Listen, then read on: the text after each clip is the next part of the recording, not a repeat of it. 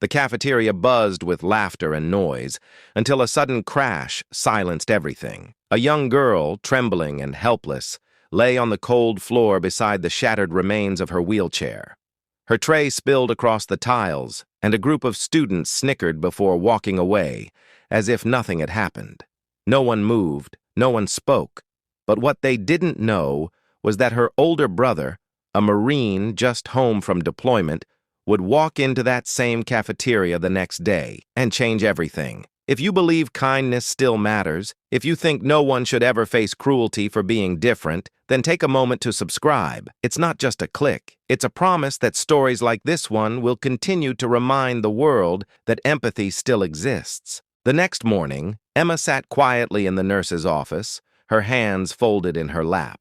The wheelchair the school provided wobbled slightly, one wheel creaking like an old door. She kept her eyes low, trying to block out the whispers from the hallway. When her brother, Sergeant Luke Anderson, arrived to pick her up, the nurse hesitated. "She's fine," she said softly, "just a little shaken." But when Luke saw the bruises on Emma's arm and the broken remains of her old chair in the corner, his jaw tightened. "Who did this to you?"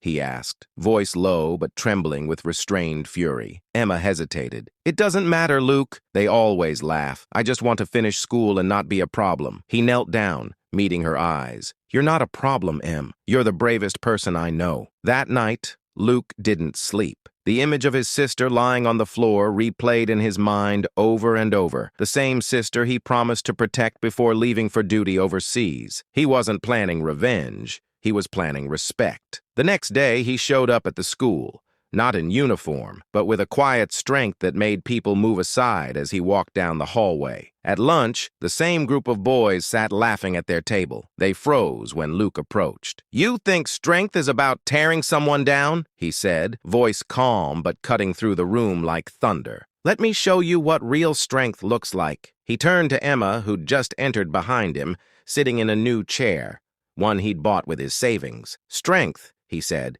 "is standing up for someone who can't. It's helping them rise." The cafeteria was silent again, but this time, not from cruelty. This time, from realization. One by one, students lowered their eyes, ashamed, and from that day, something began to shift. Emma was no longer invisible. She became a symbol of quiet courage, and Luke, a reminder that kindness backed by courage can silence even the loudest cruelty. A week later, Emma rolled into the cafeteria again, not with fear, but with quiet confidence.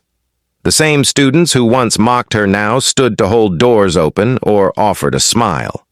Not because they were told to, but because they had seen what courage and compassion look like when they walk hand in hand.